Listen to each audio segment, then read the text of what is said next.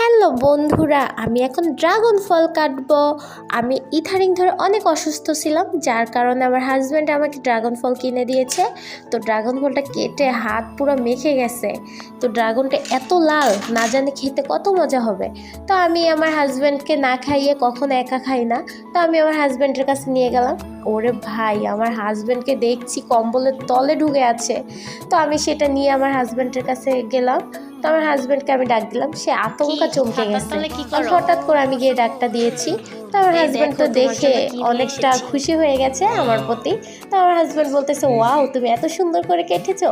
তো আমি আমার হাজব্যান্ডকে বললাম, তুমি আগে টেস্ট করো, তোমার পরে আমি খাবো। তো আমার জামাই খেয়ে বলতেছে, ওয়াও অনেক মিষ্টি ড্রাগনটা, তো তুমিও খাও। তো আমি বলছি, আমি খাবো না, তুমি খাও আগে, তারপর আমি খাবো। তাও আমার জামাইয়ের এত জিদ, আমাকে ছাড়া খাবেই না, তারপরও জোর করে আমাকে খাইয়ে দিল। তা আমি আমার হাজব্যান্ডকে নিয়ে একটু মজা তামাশা করতেছি, কারণ আমি এমনি তো আমার হাজব্যান্ডের সাথে একটু মজা করি।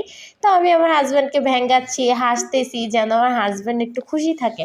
কারণ আমরা দুজন দুজনকে অনেক ভালোবাসি। আমাদের জন্য আপনারা দোয়া করবেন।